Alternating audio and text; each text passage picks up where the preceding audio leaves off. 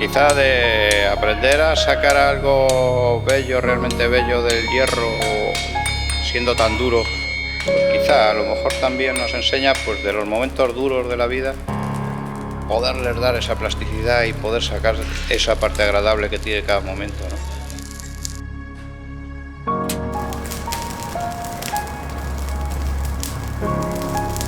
Soy Ramón Recuero, soy herrero de profesión, aunque en realidad es mi hobby, un hobby que decidí tratar de vivir de él.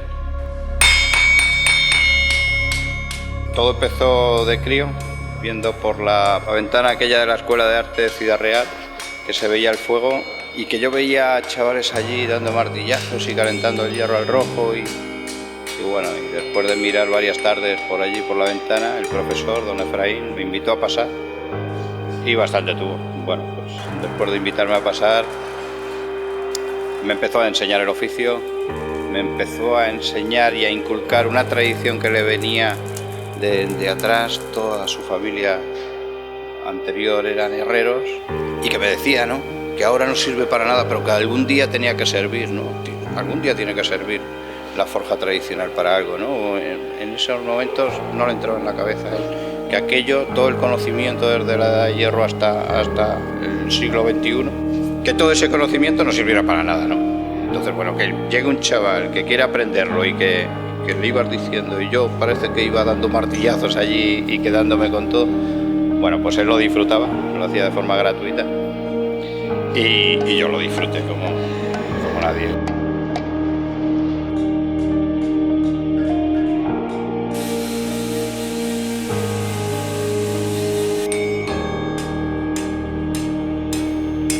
Después estuve en la universidad y ya estando en la universidad fue donde me di cuenta que lo mío podría ser la forja, ¿no? Y tratar de hacer que ese hobby fuese el trabajo diario, no tenerlo como hobby de fin de semana solo, pues ha sido un reto, ¿no? Y pues actualmente, bueno, vivo de él.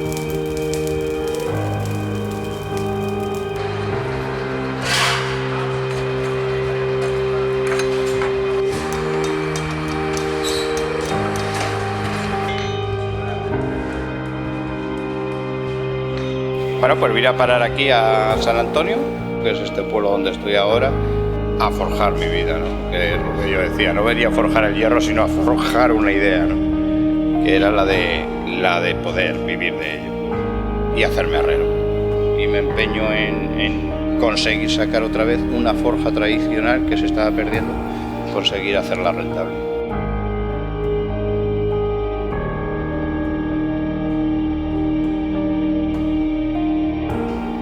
Llega la crisis y entonces cambias otra vez.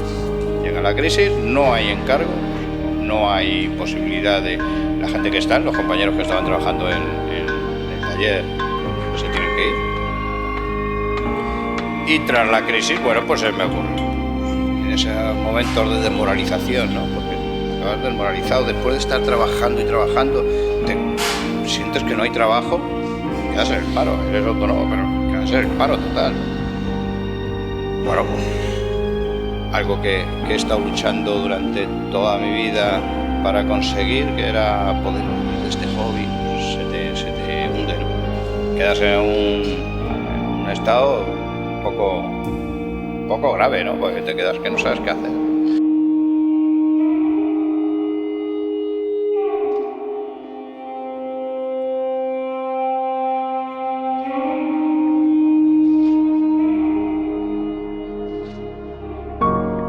Se me ocurrió que ya que no me servía para nada, como decía don Efraín en tiempos, ¿no?, que decía ahora no sirve para nada, pero algún día tiene que servir, pues en ese momento se me ocurrió, pues a mí no me sirve para nada, pero a alguien le tiene que servir, ¿no? Un poco pensando en chavales que no tengan posibilidades de ir a una escuela de arte, ¿no?, como tuve yo.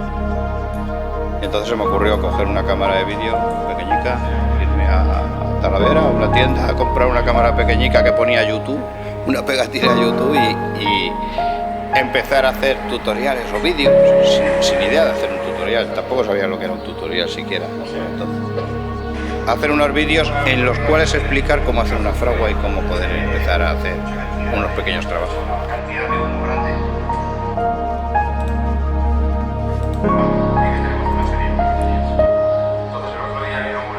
Vamos a forjar a temperatura un poquito más elevada que si fuese hierro. Ha sido curioso porque no solo mirar lo que escribes, ¿no? Los emails pero sí el que llegaran esos vídeos pidiéndote que explicaras alguna técnica más o diciéndote que gracias a esos vídeos, como escribió alguno, había conseguido hacer una fragua y traer un dinerito a casa, y veías que venía desde Sudamérica, desde algún sitio, y te imaginas que posiblemente no habría podido ser herrero jamás este crío. Pues eso empieza a darte suficiente orgullo como para decir, bueno, pues no es solamente dinero lo que hay que cobrar aquí, también se puede cobrar en esto, ¿no? En estos emails y te vas arreglando.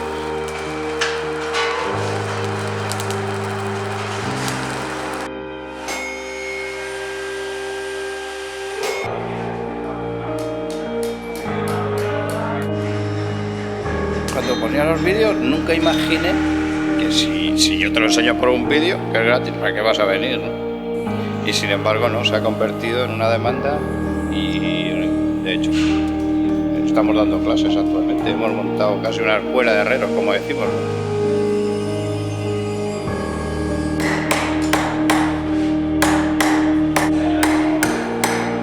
La gente demanda pues el venir y vienen y yo he visto todos tus vídeos pero al final quieren pues eso, como un apadrinamiento, ¿no? Un poco un empujón para iniciar en la actividad. Y era gente de todo el mundo. Aquí está viniendo gente, igual nos vienen de Sudamérica, sobre todo por el idioma. Pero en cuanto hay alguno que habla castellano por ahí, como los vídeos están en castellano, pues en cuanto hay alguien en Francia que habla castellano, viene por acá. De Inglaterra han venido, de Europa y sobre todo de Sudamérica. Hace unos días teníamos a un señor de Argentina aquí, que además me dejó un poco un cargo bueno en Argentina y con una posición social buena. ¿Cómo puede venir hasta España diciendo yo lo que tenía claro es que quería ir a una clase contigo?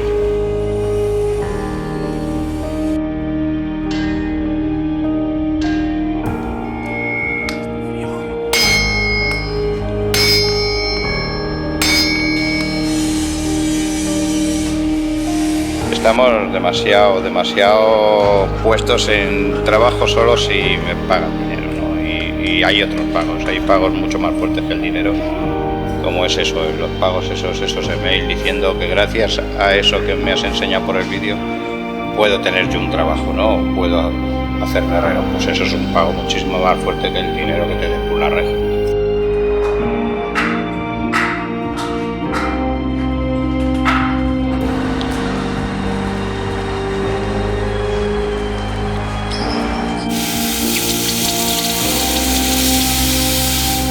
Ese gesto que hicimos al final es el que ha salvado la fragua. Ese gesto de el hacer algo para los demás es lo que creo que ha hecho que se salve la fragua, ¿no? Que se salve el oficio.